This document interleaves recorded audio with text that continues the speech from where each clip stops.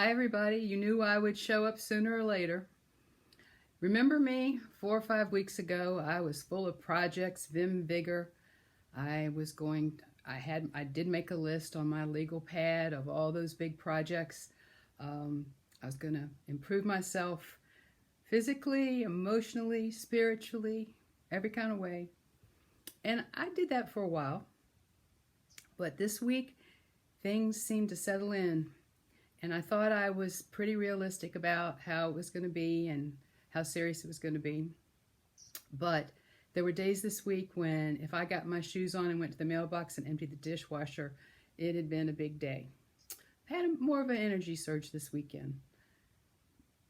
We all have people that we love that are on the front lines that we're concerned about. I don't personally know anyone who is ill with the disease, but just the sheer weight of so many people being so sick, it takes its toll.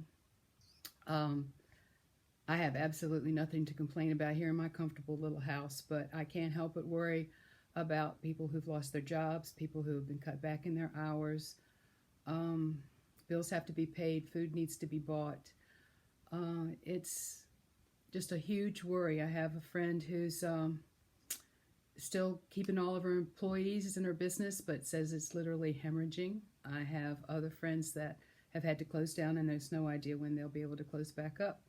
So it's a very serious time. I think particularly one thing that has hurt my heart this week is the nature of where we live, and a lot of older folks, people in nursing homes or rehab, or even people who are sick in the hospital, and their friends and family can't come and be with them, and they don't understand, or they're sick and their loved ones feel like they need an advocate.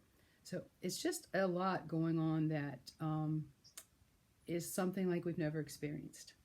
And I really didn't think that humor maybe had a place in all that right now.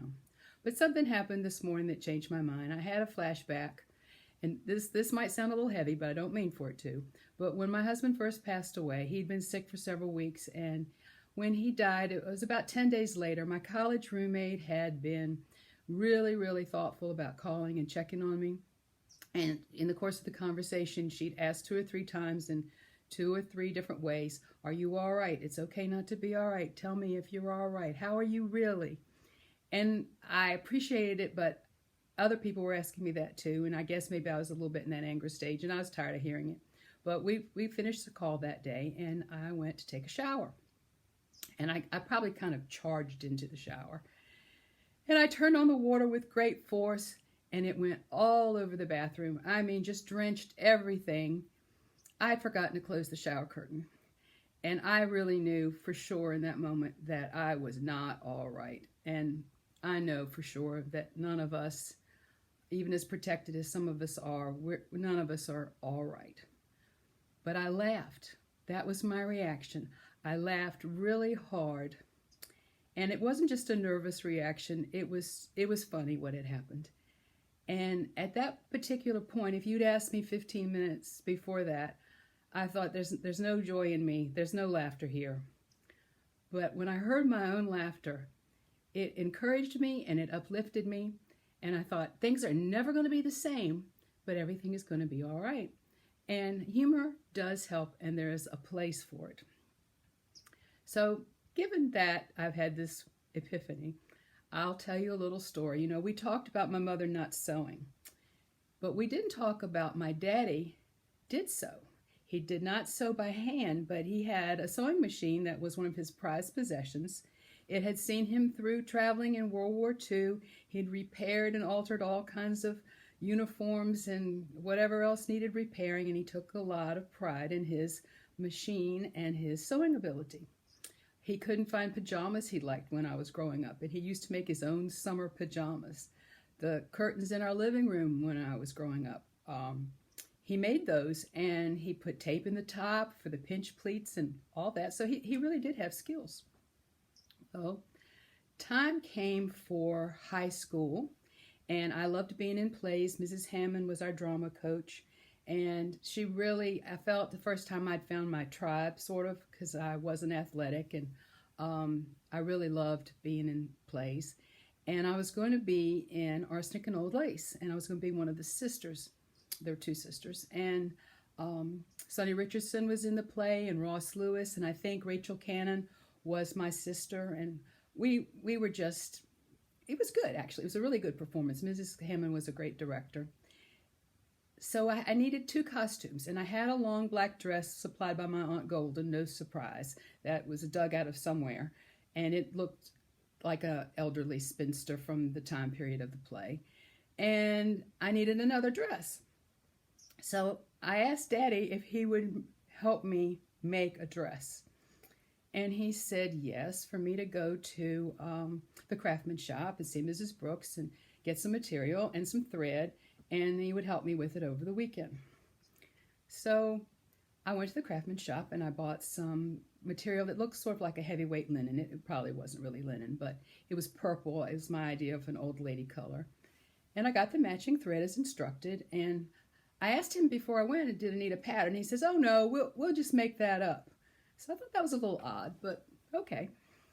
So I came on home, and after supper, I said, you want to start on the dress? And he said, yeah, I'll go get the sewing machine. You go get a oval platter from the dining room and some chalk from the kitchen. Well, we had a chalkboard in the kitchen that he and my Uncle Charlie King, who lived down Ware Neck, they always kept track. It's different seasons of the year, whatever kind of fish they were catching.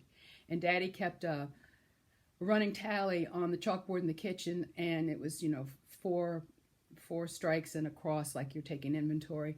And it was quite a serious competition about their fishing. And so I knew where the chalk was, and I went back out to the den where we were going to do this operation. He said he's setting up the sewing machine, and he tells me to turn the material inside out and to fold it in half the long way and put it on the floor. So I did as instructed. And he took the material, and in the center at the top where the fold was, he put half of the platter on it, and he took the chalk and he drew around that, and he says, well, that's going to be your neckline. So we had decided this was going to be a sleeveless dress, and I was going to wear a long sleeve white blouse under it with a big fluffy bow. So we didn't have to mess with sleeves. So he says, okay, now lie down on this, and I'm going to go around you with the chalk. And it just didn't even seem strange, because that's just how we rolled. So I lay down on the material on the den floor, and he got my head, my shoulders in the right place where that folded material was, and he went around me with chalk, literally. He cut it out. Next thing you knew, he was stitching away, and he told me that I needed to press it, because a real, good seamstress always presses things as you go along. Well, that was pretty funny, actually, considering what we were getting ready to do next. So I slipped it over my head, and it fit fine, and we were going to bring it in with a belt, but he had to finish the armholes in the neck, and I needed to go get the duct tape to do that, because he wasn't going to do any hand sewing, and I wasn't either. And we also used duct tape on the hem. Well, when we finished, it really did look nice, and I think we did 3 performances, and I got lots of compliments on my costume, and it was just funny. So fast forward 3 or 4 years, and I'm in college, and my precious mother would send me mail all the time. So this one day I opened my mailbox, and I took out an envelope, and I recognized, of course, her writing, and I opened it, and all that was in it was a cartoon. And there's it must have been for 50 years, because this was in the 70s, and now it's 2020, so it's a little girl named Agnes, and she's still in the funny papers. And Agnes's cartoon says, be careful when you're sewing with duct tape. Chafing under armpits can really be miserable. So that's my funny story. I still have the cartoon, by the way. I couldn't find it to show it to you tonight, but I do have it. And I hope that everybody has a better week. And we do need to laugh. And we do need to be kind to ourselves as well as everybody else. So if you have a project and you don't feel like doing it, there's no guilt. Just have a better day tomorrow. Take care, everybody. See ya.